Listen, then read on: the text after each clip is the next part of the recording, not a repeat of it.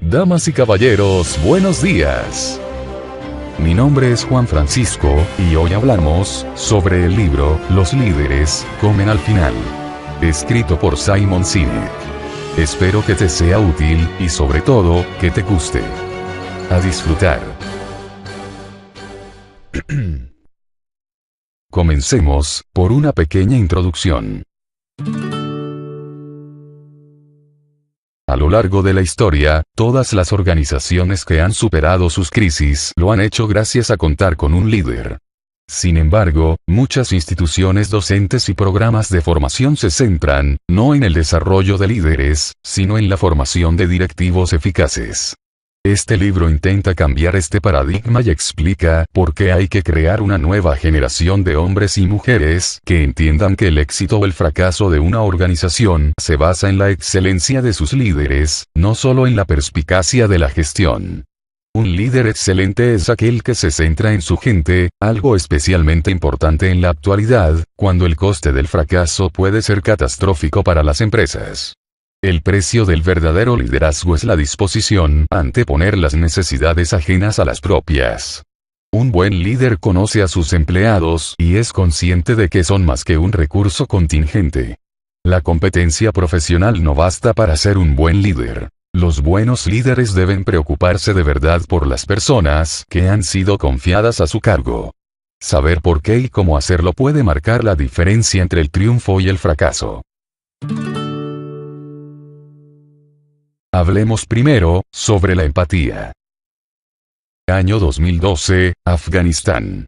Un grupo de operaciones especiales del ejército de los Estados Unidos recorre un profundo valle en una zona montañosa.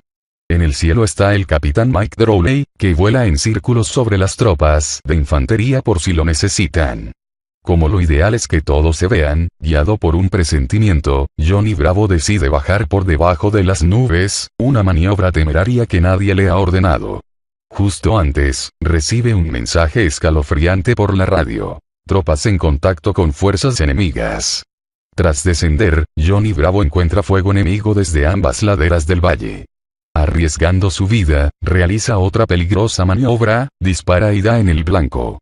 A continuación, asciende para reunirse con su compañero, que sigue describiendo círculos en lo alto, y vuelve a descender, esta vez con él. Aquella noche, los 22 soldados de infantería salvaron la vida.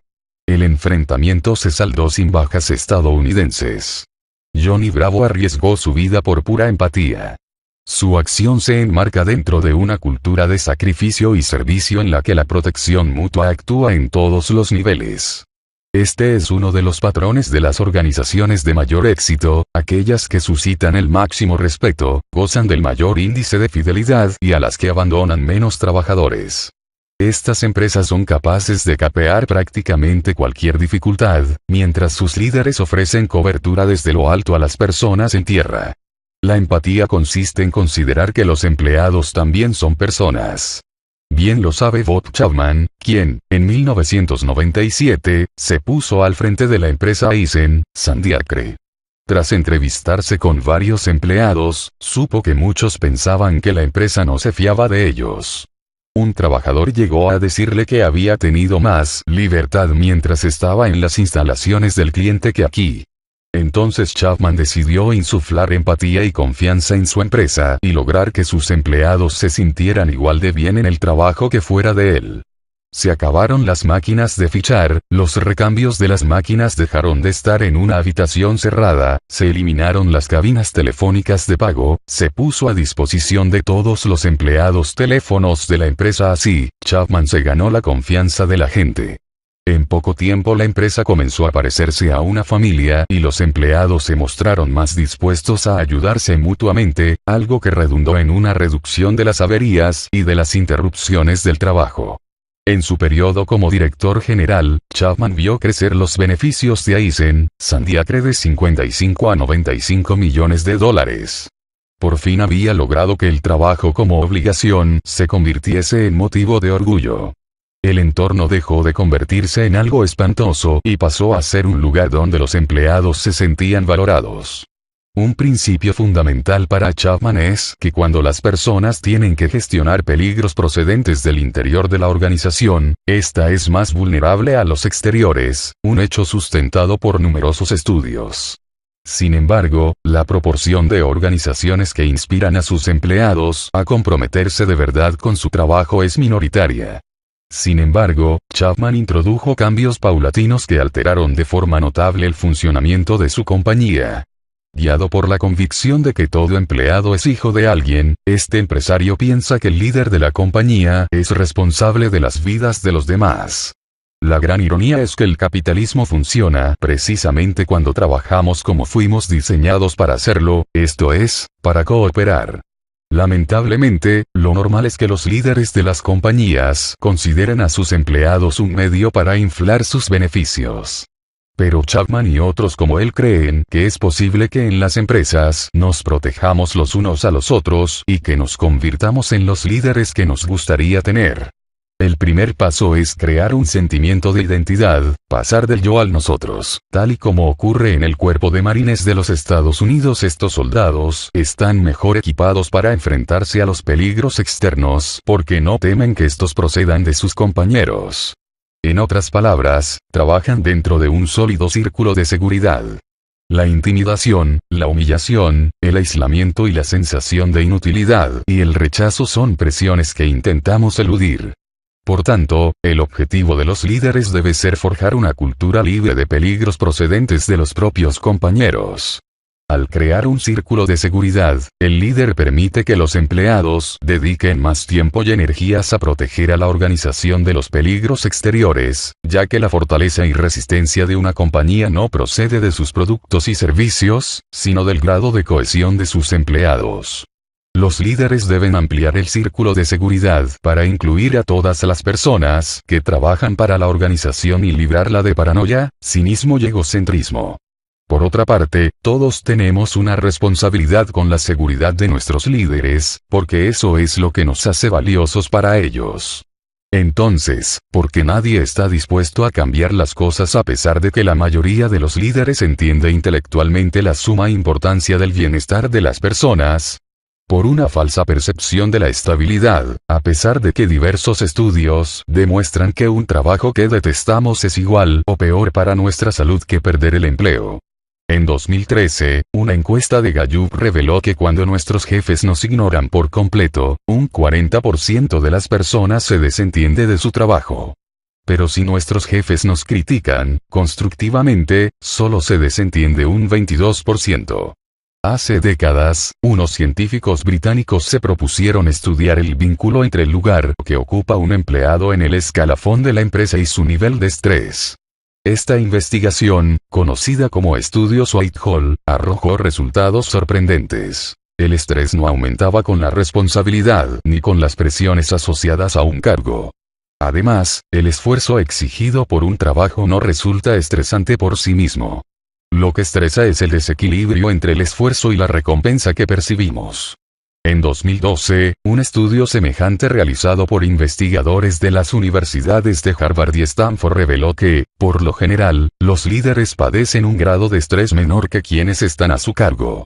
En 2011, la empresa de consultoría Mercer LLC informó de que en Estados Unidos 1 de cada 3 empleados se había planteado seriamente abandonar su trabajo. Muchas personas no ven ninguna otra opción para mejorar sus sentimientos en la empresa que la dimisión. Pero existe otra vía más sencilla y eficaz, uno que nos exige lo contrario y que pasa por la creación y conservación de círculos de seguridad en nuestros centros de trabajo. Hay fuerzas biológicas poderosas que nos pueden ayudar a lograrlo, y nuestro éxito dependerá de nuestra capacidad para controlarlas. Esto se debe a que casi todas las facultades humanas están diseñadas para ayudarnos a sobrevivir y perpetuar la especie en circunstancias adversas. La clave reside en 4 sustancias que contribuyen a que experimentemos sentimientos positivos. Las 2 primeras son la endorfina y la dopamina, llamadas sustancias egoístas, y sin las cuales nos moriríamos de hambre. La endorfina tiene como propósito enmascarar el sufrimiento físico. Es la hormona del conocido popularmente como subidón del corredor. Gracias a ella tenemos una gran capacidad para la resistencia física, aunque podemos llegar a hacernos adictos a ella. Las endorfinas suelen proporcionárnoslas el ejercicio, el trabajo manual y la risa. La dopamina es el motivo de la sensación agradable que nos invade cuando encontramos algo que buscábamos o concluimos una tarea. Esta hormona nos convierte en una especie orientada hacia las metas y el progreso. Cuanto más exigente sea el objetivo y más esfuerzo requiera, más dopamina liberamos. Dado que somos animales con una gran orientación visual, los expertos aconsejan que pongamos nuestras metas por escrito y de la forma más clara posible. Pero la dopamina también puede ser tremendamente adictiva. El alcohol, la cocaína, la nicotina, los juegos de azar y las redes sociales liberan dopamina. Estos factores sabotean nuestro sistema de recompensa y nos hacen cortoplacistas. Lo mismo sucede en empresas centradas en el rendimiento inmediato. Sin embargo, para que las sensaciones de realización, felicidad y lealtad sean duraderas, debemos comprometernos con otros. Por suerte, también disponemos de incentivos químicos que nos recompensan cuando actuamos para granjearnos la confianza, el amor y la fidelidad ajenos. Son las llamadas sustancias químicas altruistas. La primera es la serotonina, que origina el sentimiento de orgullo, una sensación que nos invade cuando sabemos que gustamos o que nos respetan. Como animales sociales, no solo anhelamos la aprobación de los miembros de la tribu, sino que la necesitamos. La serotonina hace que un licenciado universitario y su familia se sientan orgullosos y confiados cuando atraviesa el escenario para recibir su diploma. De la misma forma, los corredores de fondo sabemos que cruzar la línea de meta a solas no produce la misma sensación que hacerlo ante una multitud que nos vitorea. Yo solo corrí el maratón de Nueva York el día en que mi familia vino a apoyarme. Quienes trabajan más para ayudar a otros a triunfar son los líderes o los alfa.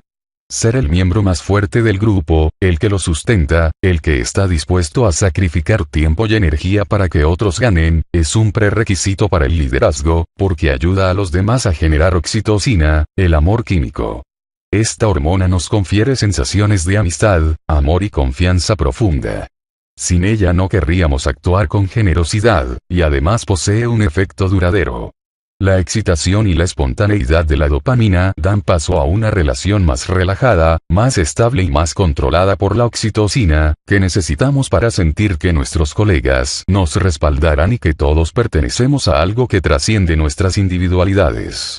La oxitocina es mágica porque nos inspira a hacer cosas buenas por los demás y dispara nuestro sistema inmunológico, mejora nuestra capacidad para solucionar problemas y nos vuelve más resistentes a la propiedad adictiva de la dopamina. Por el contrario, el cortisol es responsable del estrés y la ansiedad que experimentamos cuando oímos un ruido por la noche. Esta hormona nos pone en estado de alerta y no está hecha para permanecer en nuestro cuerpo. Se supone que se desactiva cuando la amenaza desaparece. En la empresa, si tememos no caer bien al jefe, si estamos constantemente preocupados por los errores, o si pensamos que alguien que no trabaja se llevará el mérito que nos corresponde a nosotros, generaremos cortisol, que inhibe la liberación de oxitocina. El flujo constante de cortisol perjudica a las organizaciones y también a nuestra salud, ya que aumenta la presión arterial y las respuestas inflamatorias y reduce la actividad cognitiva. El cortisol exige mucha energía, de modo que cuando nos sentimos amenazados nuestros cuerpos inhiben ciertas funciones no esenciales como la digestión y el crecimiento. La oxitocina refuerza nuestro sistema inmunitario, mientras que el cortisol lo pone en peligro. Hay empresarios que intentan evitar los efectos negativos del cortisol en sus organizaciones. Uno de ellos es Charlie Kim, fundador de la empresa de tecnología NextJump. Kim se ha propuesto que NextJump sea una compañía que haga que nuestras madres y padres estén orgullosos de nosotros por haberla levantado. Esta empresa ha suprimido los despidos y dedica tiempo y esfuerzo a averiguar cuál es el problema de un trabajador determinado para ayudarle a superarlo. NextJump también emplea mucho más tiempo y cuidado que otras empresas del ramo al proceso de selección de personal. Para Kim, la familia ofrece muchas lecciones para dirigir una empresa porque a pesar de lo mucho que podamos pelearnos con nuestros hermanos, no podemos librarnos de la familia. Hemos de hacer que funcione. Desde que Kim introdujo el empleo de por vida, la tasa de crecimiento de beneficios de su empresa ha ascendido del 25 al 60% anual. Los líderes son los jefes de nuestras tribus modernas y tienen que mantener un sólido círculo de seguridad. Nuestra necesidad de líderes es algo natural. El estatus también es biológico, pero para sentirlo nos lo tenemos que ganar, sea individualmente o como grupo. El liderazgo conlleva privilegios, pero también pagamos un alto precio por él. Incluso las ventajas de los líderes repercuten sobre el grupo. Esta es la razón de que nos ofendan los salarios exorbitantes de algunos que disfrutan de las ventajas del liderazgo, pero no ofrecen protección a los suyos. Solo tiene madera de alfa quien está dispuesto a hacer sacrificios personales por el bien de los demás. Por eso los publicistas recomiendan a los famosos que se dediquen a hacer obras benéficas, y los políticos anuncian que harán un montón de cosas positivas porque nos aprecian. Volviendo a Bob Chapman, cuando en 2008 el valor de su grupo empresarial descendió un 30%, en vez de despedir introdujo un programa de permiso obligatorio no remunerado de 4 semanas. De forma espontánea, muchos empleados que ganaban más dinero que otros intercambiaron días de permiso con los segundos. Cuando las cosas mejoraron, el programa de permisos obligatorios acabó y las contribuciones a la seguridad social se reiniciaron desde el momento en que se habían suspendido. La seguridad que ofrece una tribu fuerte la prepara mejor para abordar los peligros y la incertidumbre del mundo exterior. La labor de un líder consiste en lograr un sistema equilibrado en el que no predominen las hormonas rápidas y en el que tampoco falten metas mensurables concretas y ambiciosas. El resultado se traducirá en valor, inspiración, previsión, creatividad y empatía, facultades que darán a nuestra organización capacidades prácticamente sobrenaturales. Y la base de todo esto es una vez más la confianza, que no solo conlleva que la gente obedezca las normas, sino también que sepa cuándo debe ignorarlas. No obstante, una de las mayores paradojas de nuestro tiempo es que en nuestra búsqueda del progreso hemos construido un mundo que cada vez nos pone más difícil colaborar con los demás. La confianza es un lubricante que reduce la fricción y que crea condiciones mucho más favorables para el rendimiento. Recuperar esta confianza en el seno de las organizaciones actuales es el gran reto de nuestros líderes empresariales. Pero ¿cómo llegamos a esta situación? Hablemos ahora sobre el camino que elegimos. En Estados Unidos, la evolución de la economía desde la década de 1920 hasta la Segunda Guerra Mundial estuvo marcada por un periodo de expansión y desarrollo, seguido de la Gran Depresión. Los nacidos durante la década de 1920 llegaron a la mayoría de edad justo a tiempo para ser movilizados y enviados a combatir contra Hitler. Un 12% de la población participó en la contienda. En esos años, todo el país se unió y, tras la guerra, los supervivientes fueron recibidos con desfiles y fiestas. En la década de 1950 se esperaba que el trabajador entregase toda su vida laboral a una empresa. Los nacidos entre el final de la Segunda Guerra Mundial y 1964 se denominan baby boomers debido al gran aumento de la natalidad que se produjo en aquel periodo. Esta generación nació en una época de prosperidad y se caracterizó por el individualismo, el amor libre, el narcisismo, el cinismo y el egocentrismo, valores muy distintos de los de sus padres. Los problemas comenzaron cuando los baby boomers empezaron a ocupar el poder y llevaron sus valores a la economía. En la década de 1980 comenzaron a causar furor las nuevas tecnologías y empezamos a aceptar que los productos tuvieran un tiempo de vida útil cada vez más corto. También se creó un nuevo paradigma según el cual las empresas debían enfrentarse a los problemas económicos a corto plazo recurriendo a los despidos rápidos y en masa. Esta forma de actuar contradice la protección que deben ofrecernos nuestros líderes. También se reforzó el papel de los analistas financieros en las empresas, algo que según un estudio publicado en el Journal of Financial Economics en septiembre de 2013 inhibe la inversión a largo plazo debido a la presión que ejercen sobre los directivos para que alcancen objetivos a corto plazo. Se generó un entorno que fue frustrando nuestras inclinaciones naturales a la confianza y la cooperación. Por accidente, la generación de los baby boomers creó un mundo bastante desequilibrado. La creciente deshumanización de las organizaciones empresariales tiene otra causa. La abundancia, que puede ser destructiva porque abstrae el valor de las cosas. Ya no nos vemos como personas, sino como clientes, accionistas, avatares, perfiles online, nombres en una pantalla, direcciones de correo electrónico y gastos a los que seguir la pista. El ser humano se ha vuelto virtual. El problema es que la abstracción puede ser letal para nuestra economía. En 1961, pocos meses antes del comienzo en Israel del juicio contra Adolf Eichmann, teniente coronel de las SS y uno de los responsables de la solución final, el psicólogo Stanley Milgram diseñó un experimento para entender nuestra obediencia a la autoridad. Se llevaba a cabo con dos voluntarios, uno de los cuales hacía de maestro y otro de alumno. El alumno era un científico y el que hacía de maestro se captaba mediante un anuncio en un periódico. Se le decía que iba a participar en una investigación sobre la memoria y se le hacía creer que un sorteo le había asignado el papel de profesor. El maestro debía formular preguntas al alumno y, si éste fallaba, le suministraría descargas eléctricas que iban de los 15 a los 450 voltios etiquetadas de descarga suave a XXX. Algunas parejas se sentaron de modo que el alumno estaba junto al maestro, que debía colocar la mano del alumno sobre una placa que suministraba las descargas. En otras variantes, el alumno se encontraba en una sala aparte y el maestro podía escuchar o no sus protestas y quejidos al recibir las descargas. ¿Hasta dónde llegarían los maestros? ¿Cuánto dolor infligirían antes de desobedecer? El 70% de los que tuvieron que sujetar la mano del alumno abandonó el experimento sin llegar muy lejos. Pero el 65% de los que ni vieron ni oyeron a sus alumnos llegó hasta el final.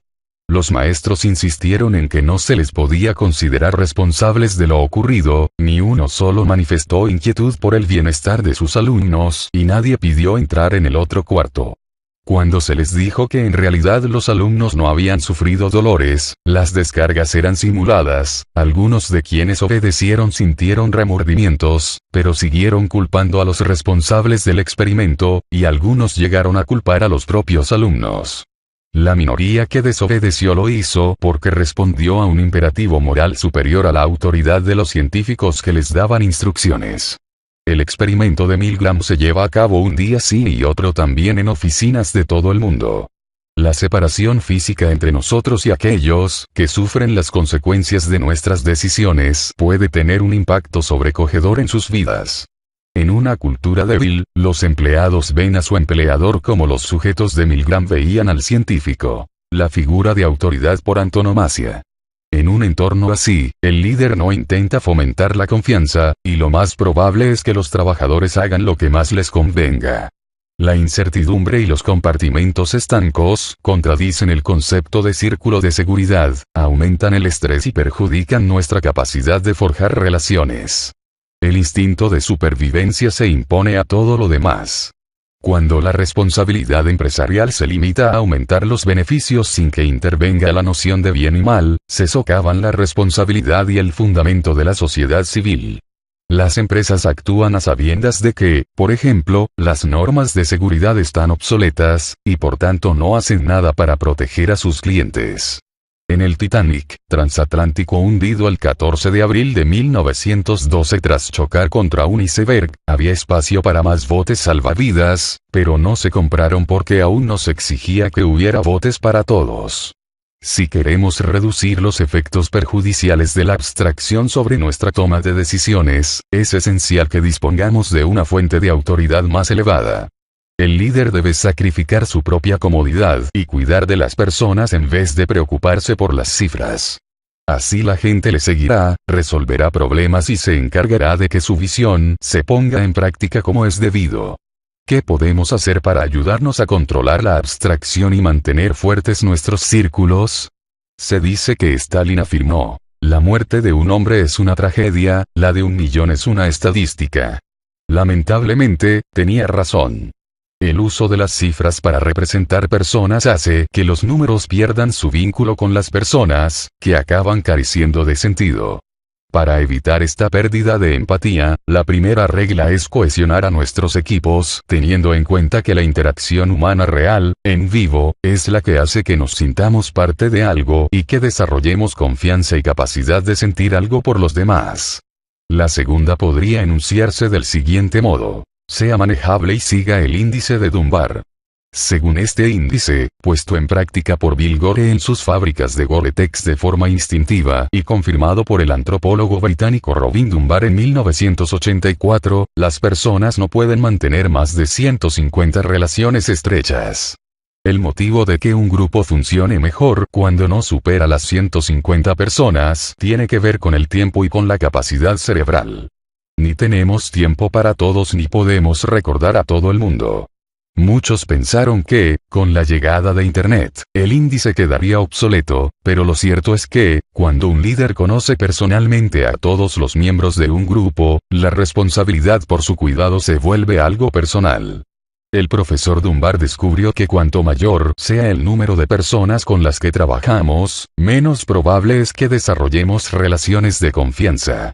La consecuencia es que, para mitigar la abstracción, hay que saber gestionar bien a escala. Los gerentes deben convertirse en líderes por propio derecho y aceptar la responsabilidad de cuidar y proteger a quienes están a su cargo, confiando a su vez en que sus líderes harán lo mismo por ellos. De aquí llegamos a la tercera regla: conocer a las personas a quienes ayudamos, y al año 2010, cuando el profesor de Administración de Empresas Adam Grant realizó un experimento con un grupo de alumnos de su universidad que se dedicaban a recaudar por teléfono fondos para becas. La tarea, repetitiva y desagradable, tuvo un éxito moderado. Entonces, el profesor Grant invitó a los alumnos que disfrutaban de las becas a describir brevemente a quienes recaudaban fondos como las becas les habían cambiado la vida. El mes siguiente, la media semanal de ingresos obtenidos aumentó en más de un 400%. Como animales sociales, para que nuestro trabajo tenga sentido y estemos motivados para realizarlo, es fundamental que veamos el impacto real y tangible de nuestro tiempo y esfuerzo. Otra forma de estimular a los miembros de nuestros equipos es darles tiempo, no solo dinero. Esta es la cuarta regla de la empatía. Dada nuestra necesidad obsesiva de sentirnos a salvo entre los miembros de nuestra tribu, el tiempo y el esfuerzo tienen un valor absoluto. Una compañía no puede comprar la lealtad y el afecto de sus empleados solo con bonificaciones.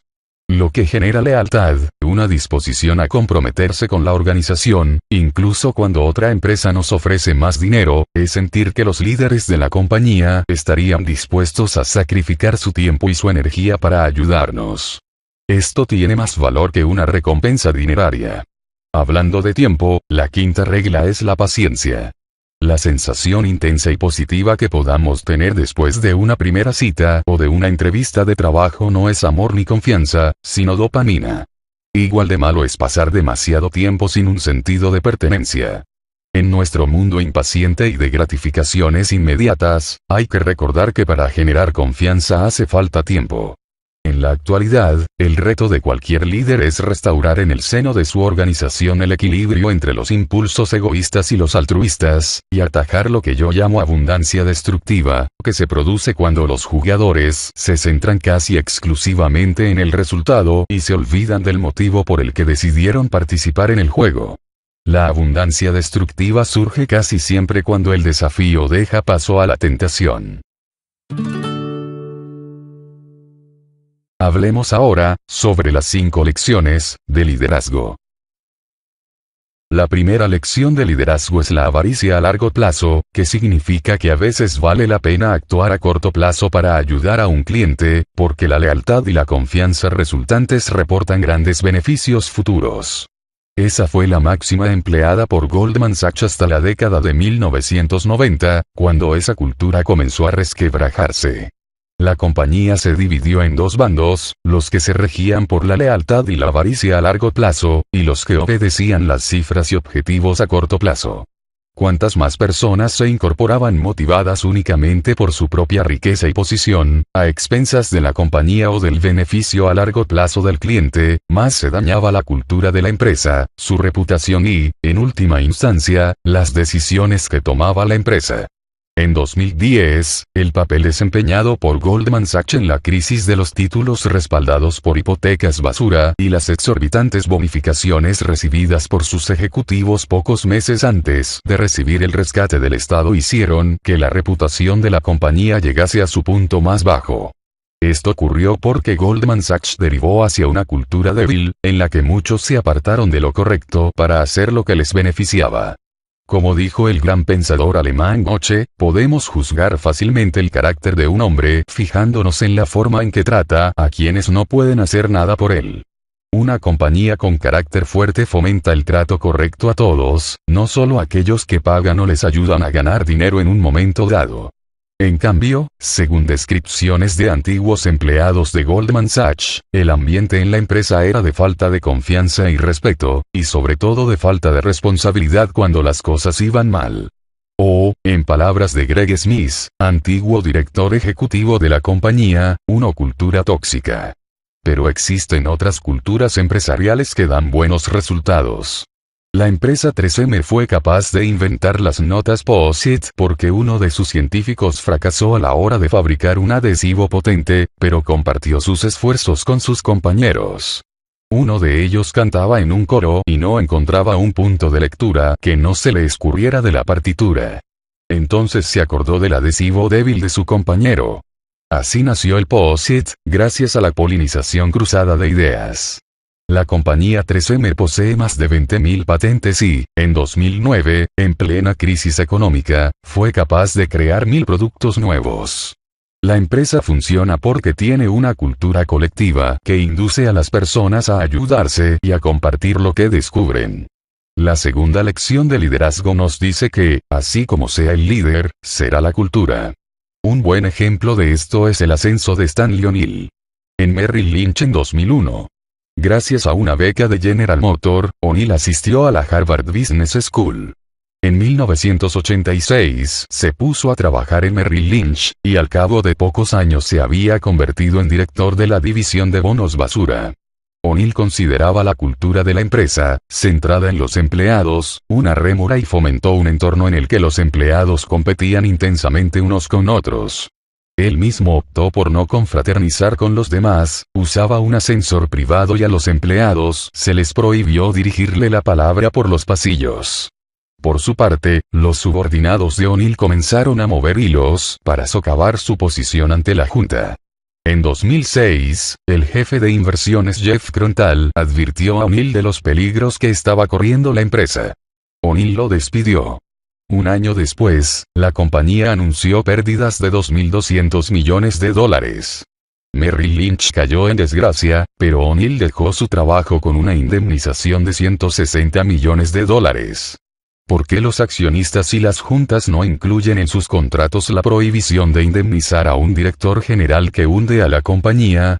O'Neill solamente se preocupó de aumentar su riqueza y su poder, y creó un ambiente de incertidumbre, de tal modo que su empresa se quedó sin un fundamento sólido sobre el que sustentarse. Por el contrario, los mejores líderes comparten sus decisiones aunque no las deleguen.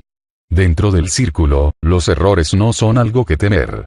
En organizaciones donde no hay seguridad, es probable que los empleados oculten sus errores y sus problemas por instinto de conservación. El objetivo de un líder es dejar de dar órdenes y conseguir que sus empleados dejen de trabajar para cubrirse las espaldas. Para ello, el líder debe aprender la tercera lección de liderazgo, la integridad. Cuando sospechamos que un jefe dice cosas para aparentar o para evitar que se le pidan cuentas, decrece nuestra confianza en él. El liderazgo no consiste en tener siempre la razón ni en que nos digan lo que queremos escuchar, sino en escuchar lo que necesitamos. Igualmente, los subordinados necesitan saber que la información que reciben es veraz. La integridad, coherencia entre palabras y actos, y sinceridad cuando discrepamos forman parte de nuestra necesidad de forjar relaciones de confianza. Michael Duke, expresidente de los grandes almacenes estadounidenses Walmart, ha hecho siempre hincapié en la integridad. En 2010 ganó $18 millones después de cambiar el criterio de bonificaciones centrándolo en las ventas, igual que el resto de los empleados de la empresa. Todos salieron beneficiados. Cuando los líderes dan pasos para proteger sus propios intereses, sobre todo a expensas de otros, el mensaje que envían mina la integridad de los miembros de su organización. De la integridad pasamos a la amistad, la cuarta lección de liderazgo. Para liderar de verdad, hay que recorrer todos los pasillos y pasar tiempo con las personas a las que se sirven, o como dicen los marines, tirar de liderazgo visual. Como animales sociales, somos más productivos cuando confiamos y colaboramos. Esta cooperación no exige un acuerdo, sino trabajar juntos para fomentar un bien común y servir a quienes dependen de nosotros, no para acumular victorias para nosotros mismos. Todo se reduce a dirigir a personas, no números, como reza la quinta lección de liderazgo. Pero esto no se practica porque a partir de la década de 1970, tras el abandono por parte de los Estados Unidos del patrón oro y la consiguiente inflación seguida del embargo del petróleo árabe en 1973, los directores y accionistas anhelaban proteger sus intereses y recuperar el crecimiento. Los economistas buscaron un baremo sencillo para evaluar el rendimiento corporativo y lo encontraron en la teoría del valor para el accionista, expuesta por primera vez por Milton Friedman. Según la profesora Lynn Stout, esta teoría resultó inmediatamente atractiva para quienes más se beneficiaban de ella, los directores generales y los inversores más especulativos. Así, se buscaron empresas cuyas acciones estuvieran infravaloradas, se recortaban gastos mediante despidos y ventas parciales, y se vinculó el sueldo de los directivos al rendimiento de las acciones. Roberto Goizueta, director de Coca-Cola, fue el primero en hacerse multimillonario gracias a las acciones que tenía en una empresa que ni fundó ni sacó a bolsa. El problema de este enfoque es que, cuando el líder se va, se lleva con él todo su conocimiento y genialidad, pero lo que hace que una empresa sea más apta para sobrevivir es que no dependa de una sola persona. Según un estudio de la doctora Natalia Lorinkova, de la Universidad Estatal de Wayne, al principio los equipos guiados por un líder directivo superan a los conducidos por uno que capacita a sus subordinados. Sin embargo, estos últimos equipos experimentan una mejora en su rendimiento que, con el paso del tiempo, supera al de los primeros. La profesora Stout afirma que el paradigma de la maximización del beneficio empresarial ha fracasado porque a largo plazo hace poco o nada por los accionistas. De hecho, ese tipo de empresas termina apuntando a objetivos que socavan esa maximización. La causa es que los sistemas de recompensas están desequilibrados y predominan los incentivos que liberan dopamina. Eso puede ser contraproducente, como ilustra el caso de América Online, AOL. En sus esfuerzos por conseguir clientes, los comerciales fueron rebajando los precios que ofrecía la empresa para maximizar sus bonificaciones. Por su parte, los responsables de la retención de clientes tenían que encontrar maneras de que los clientes renovasen sus contratos e hicieron lo mismo. Cada grupo se interesaba por sus propios baremos y el resultado fue que cada vez le costaba más dinero a la empresa. Otro ejemplo, de consecuencias desastrosas, fue la derogación en 1999 de la ley estadounidense que separaba la banca comercial de la de inversión. La banca se lanzó a especular en burbujas, corrió demasiados riesgos y por eso se produjo el desplome de 2008.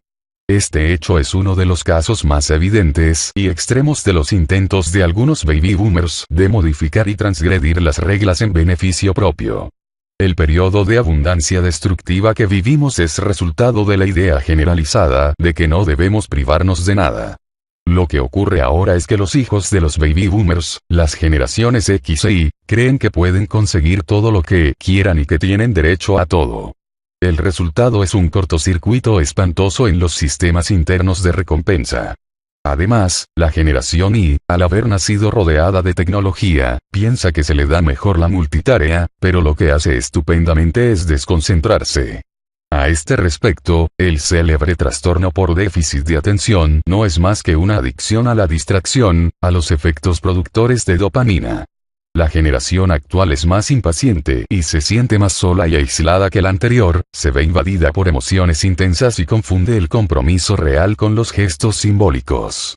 Predigo que asistiremos a un aumento de la depresión, el abuso de fármacos, el suicidio y otras conductas antisociales, entre otras causas por la decepción con nuestras propias vidas.